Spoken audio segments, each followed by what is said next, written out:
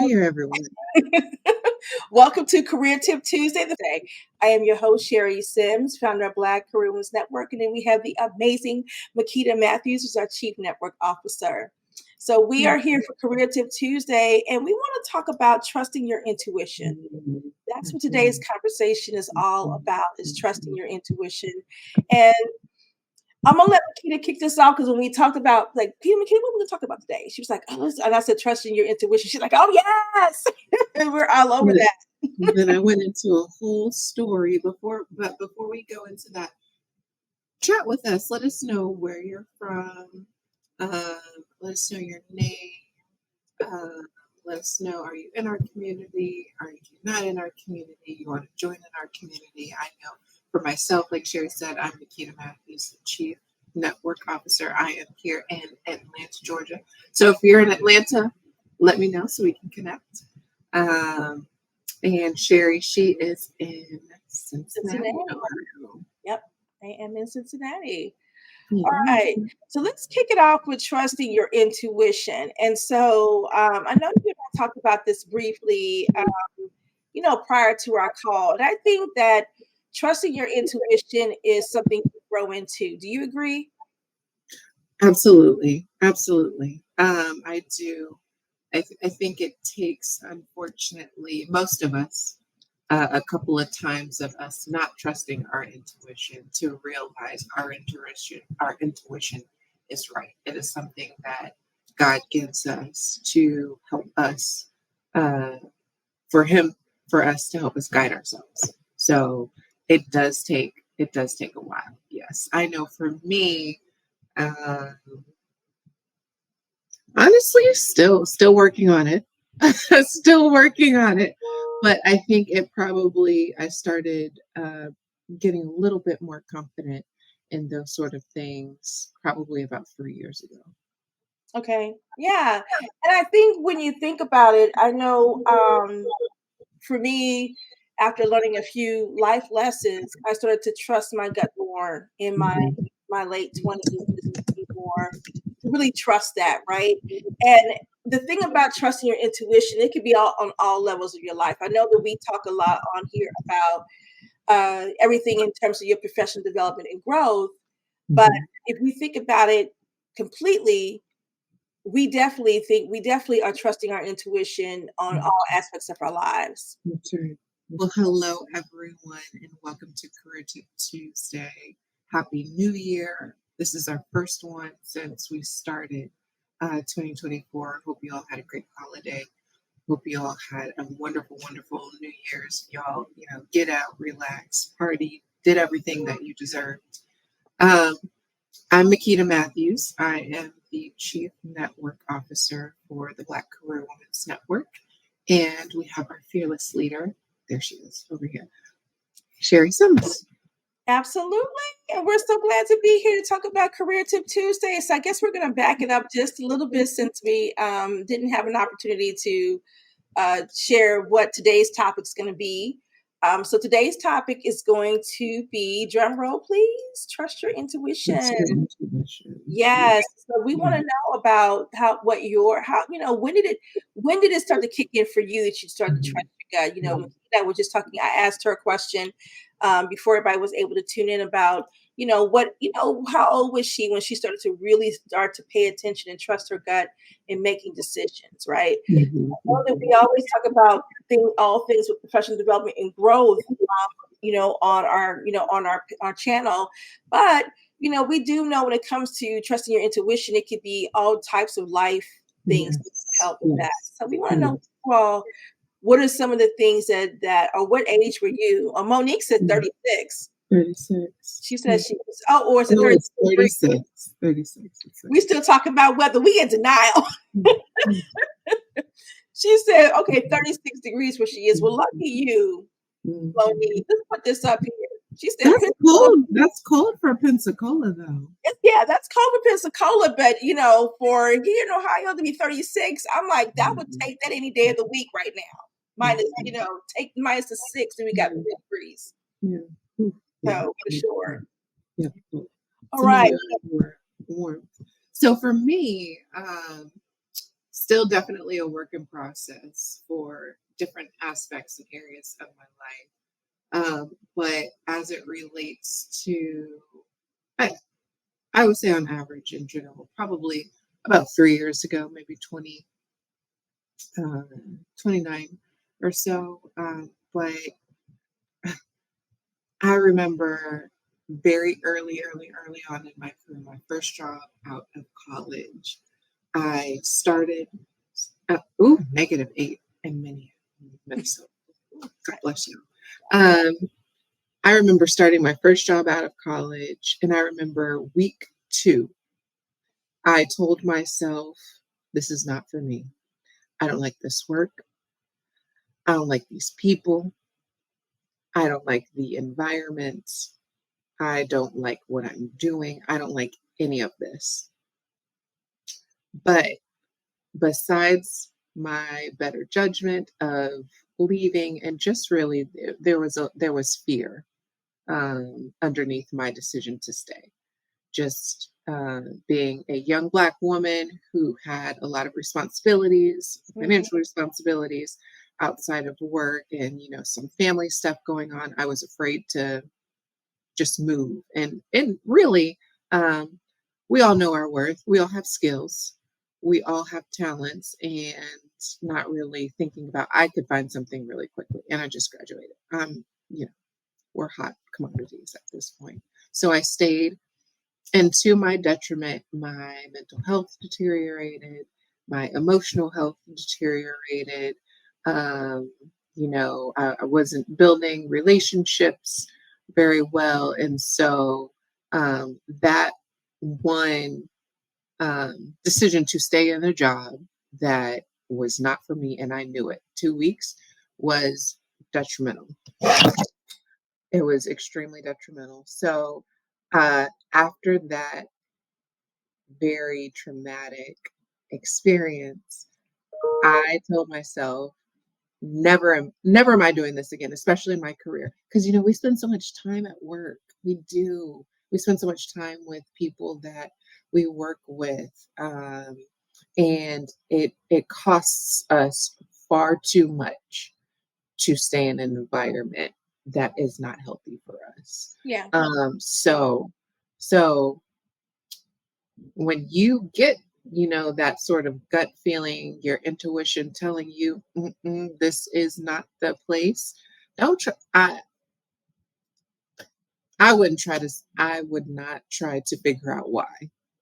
Yeah. Try and figure out what that strategy is to go on and go so that you could be happy, because you never know those different pillars, those different aspects of your life that'll be affected because you're not somewhere where you're supposed to be. Yeah. And I think that, there's always Yana Van Zandt, which she has this book called In the Meantime. So Mhm, when you're in the meantime, which means until you're able to, find another role or not being in an environment that is more conducive to your career aspirations or even your mental mhm, health and wellness, mhm, definitely need to start to practice certain things that can help you to be mhm, able to mhm, deal with where you are until you're able to lead, right? And mhm, that should be you should be actively actively seeking and actively making sure that you are um, doing everything you can to try to get out of the situation. So until you can practice meditation, whether maybe change your diet and make sure it's clean so that can kind of help with your mental clarity. mhm, If you're not a big physical exerciser, do yogas, do stretches, go and get into the sauna for 30 minutes and get a massage. You'd be surprised how those things can help with your mental clarity mhm, and your stress tolerance level while you are dealing with trying to remove yourself or get out of this workplace environment that is either no longer serving your career aspirations or if it's just not a healthy work environment to be in. Um, we I always say that we always feel like we're trapped, but we're not trapped. We mhm, just have to be patient and be patient with the time that we can be released from where we are. mhm, And and I know I'm experiencing it because I have some things I want to be able to move to a next level for, and I'm feeling the frustration of that. Out of transparency, I'm feeling the frustration of not being able to make that shift right now and trying to figure out why am I still where I am. But what I am doing is taking care of myself and doing things that's going to help me to continue to feel healthy and well, and practice patience in the process, right? Mhm. And if you're in a place that you know that's toxic, then there's another conversation that needs to be had on dealing Yeah, with. yeah, I agree. If I could tell if I could tell my younger self, give my younger self some advice, I would tell myself to begin to really set boundaries, right, for not only my employer, but myself. Okay, you're not working from 8 a.m. to 8 p.m. You're not doing that. You need to figure out a way to get some of this work off of your plate. Again, why are you over here going through the um, exercise of doing more than everybody else, Mhm. right? That's fine. No longer those days, right? Uh, and then I would implement, like Sherry said, some uh, self care. Just Um, share some of these that's comments. interesting. We have Danielle says that she's been a homeowner since she was 17, but finally got serious about her career at 24 and came to the realization that there aren't any shortcuts. So she went back to college at that point. That's good. Self Mhm. is the first step to making Agreed. those changes. So that's amazing. And kudos for you for being aware of yourself enough to make that shift. Mhm. And then Amisha says, I agree with progress. I'm hesitant of embracing the unknown, but I don't want to live life as a what if person. Mhm. Yeah, the unknown, do you agree, Makita? Sometimes the unknown can Yeah. be scary for some. For some, Yeah. um, And there's ways to stick your toes in it without fully getting into it. There's ways to test. So, for example, shadowing, right? Or just y'all utilize LinkedIn for some connections. If you see somebody has a position or a job or is with a nonprofit you might want to start with, reach out and have a conversation with. That's what some of these tools are for connection and engagement, so that you can see. You don't have to necessarily do a what if. Well, you do, but there's ways to get some insight. So that's a good one. That's a good one. yeah, I do. I like that. Yeah. Um, So Daniels says financial responsibilities and my knowing that I deserve more is what continues to move me. I love Yes. it. Mhm. Stay focused on, keep your eye on the prize. Amen. Yeah. Doesn't mean obstacles won't be there, but just make sure you have the tools to be able to overcome those obstacles, and that's the main thing. Mhm. With that, I love that. She says, so true. One of the biggest contributors to burnout. Mhm. Hmm. Yeah. Yeah, Leslie says, I have a therapist. That's good for you. You Yes. That's another thing that know, we should talk about at younger in our careers. yeah. And I think that with you using your EAP assistance program, Leslie, not Mhm. only is it cost effective for you to do that, right? But then it's just helping to make you better along the way. So I love the fact that you're using your EAP to gain a therapist, because Mhm. it could cost you sometimes a lot more, even just using your own insurance. So Mhm. yeah, kudos for you for being Kudos for you. cost effective with that. I like that. Jacqueline says, I just had to quit a very toxic work situation. Mhm. Yeah, I really hope you were able to make a transition into a new role and not have to just, have one of those oh hell no moments. I'm out of here. Mhm. Yeah, hoping you were able to do that. Kitty, you want to take this one? Yes. Zandra, I hope I said that correctly. Excuse me. She says transition, which is a process, not a rush leap. Amen. Hmm. Creating an exit strategy that puts you in the best position to make a shift. Yes, absolutely. There are multiple factors that you have to think about when you transition. You have to think about those financial factors. Can you take a month off? Could you take 3 months off? Right? Could you afford to do that? You have to think about your family, right? What is that going to do for your husband, your kids, et cetera, et cetera, et cetera. You have to think about, sometimes the timing of the year, right? Do some industry do some industries hire at a certain time of the year, or are they hiring all the time, right? So creating an extra, but also, what is it that you need to get before you leave, right? You have to ask yourself some of those questions. And what is it that you need to make sure that you get when you start a new role, right? So thinking about how you're going to interview, thinking about some of those negotiation points, et cetera, et cetera, et cetera. This is a whole strategy. Transition is a strategic process. So thank you, Sandra. Share anything else on Yeah, that note? and one more thing to add to that, just to piggyback off what you said, do not allow what you're trying to gain from that role to impact your mental and physical health. That's all I'm going to say about that. Because you're so focused on trying to gain that skill set or gain that or get that promotion before you leave or Mhm. whatever it is. And Mhm. then but then there's something else that's being sacrificed in the process to gain that. So yeah, you want to keep your eye on the prize, but not to the detriment of other things that does not create a healthy balance in your life. So That's right. you have to also assess, is it worth it? Maybe I can strive to accomplish or gain that somewhere else. It may take you a little bit longer to do it, but guess what? Your health is good. Your mental health is stable. So you have to also weigh that as well. Mhm. That's right.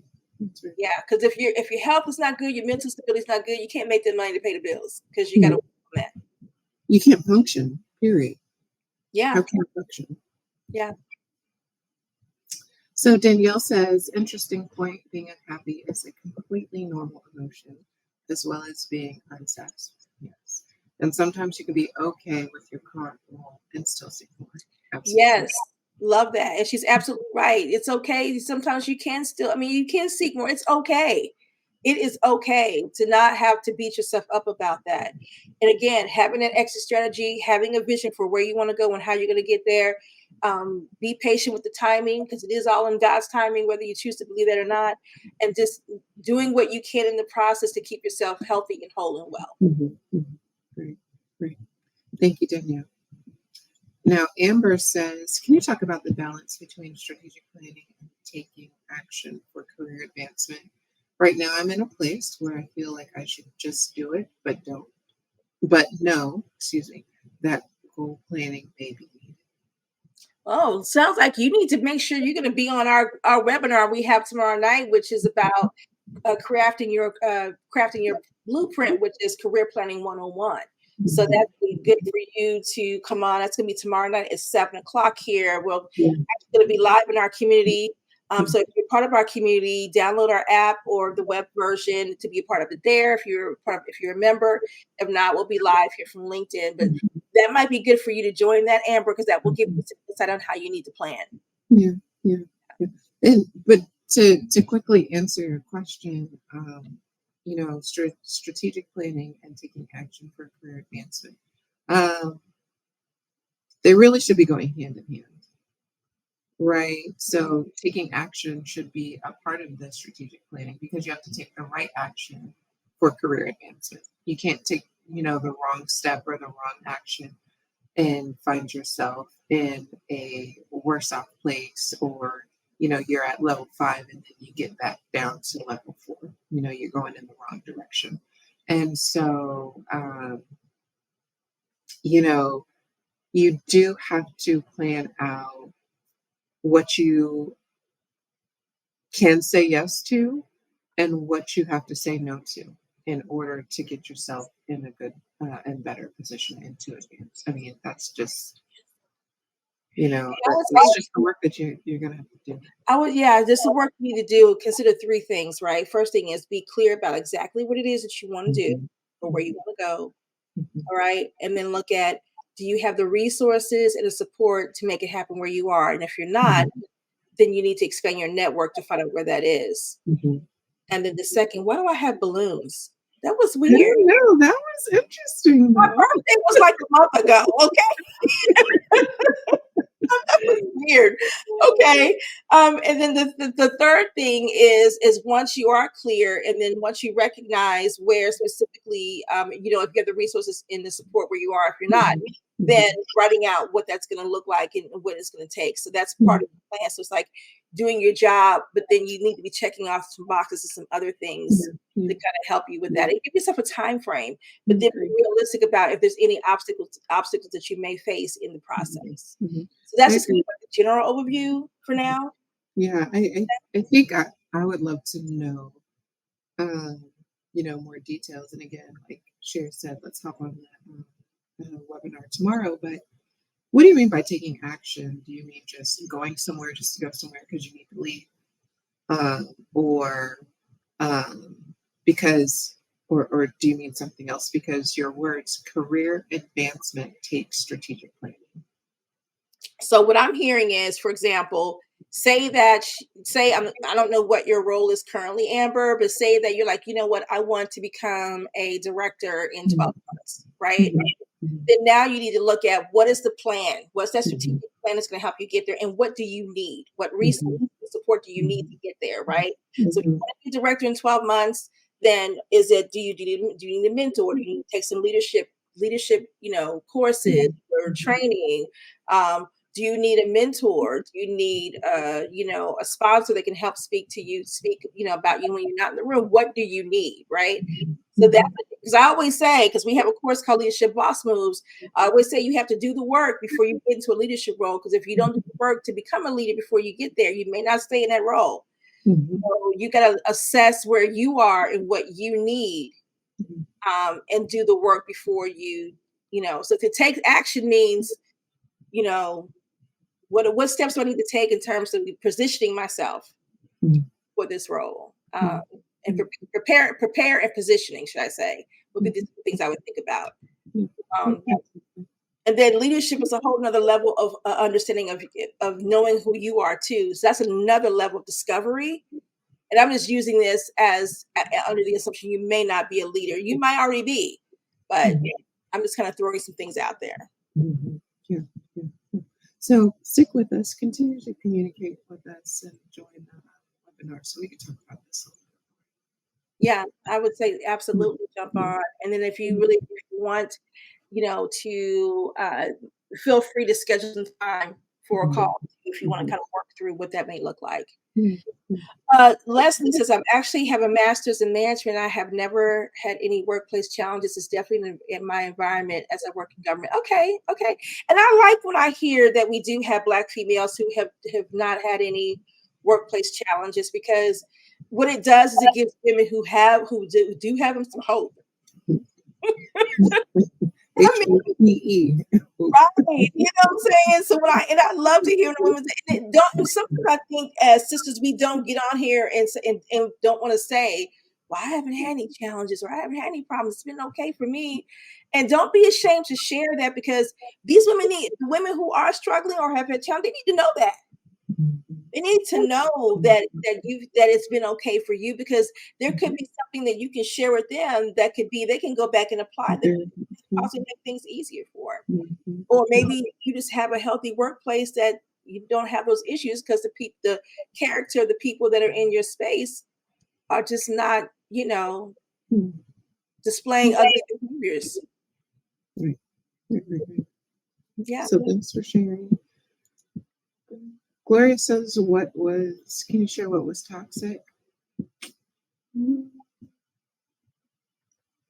Is she No. Gloria, were you asking that of one of the other viewers, or were you Mm. asking Yeah, she might be asking one of the other viewers that? yeah, let us know. Let us know, Yeah, Gloria. let us know and we can help to find that out. Zara said, yes, you did. Counting up the cost, as my mom would say. Mhm, mhm. Yeah, yeah. Leslie says, amen. And Monique says, mental and physical must always be considered. Amen. Always give yourself grace. Yes, yes, yes, yes, yes. Yes.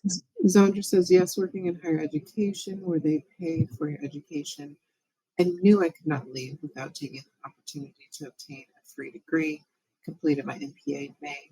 Now I'm ready to move forward and in a position to seek out a career I'm passionate about.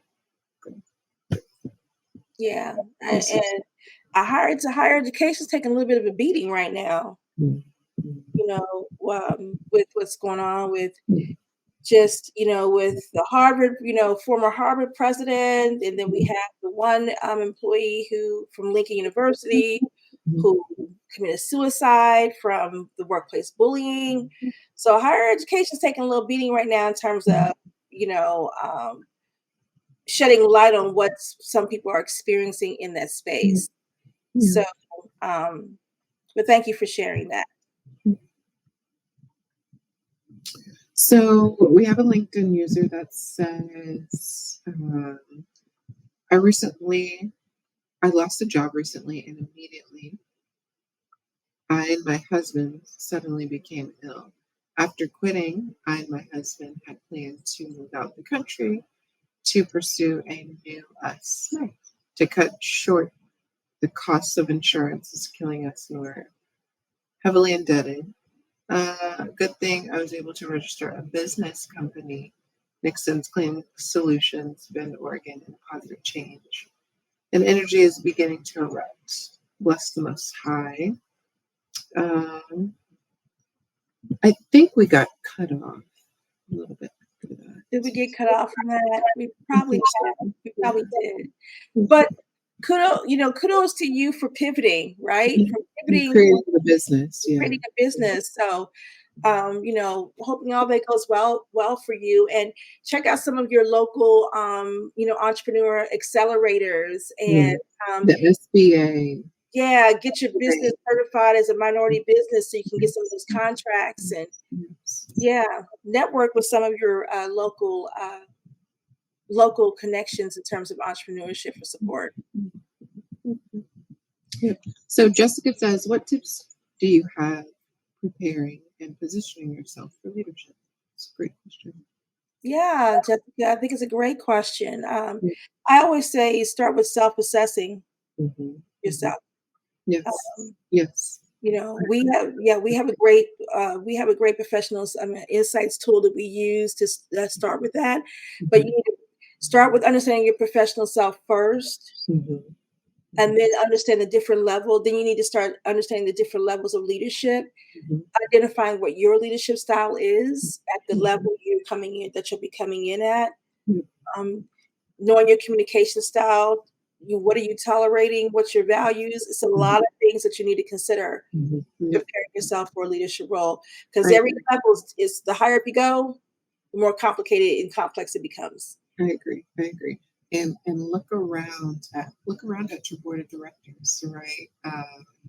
Those folks that you go to for advice, Mhm. your mentors, and if see one of your mentors, one of your board of directors in a place where you want to be, really begin to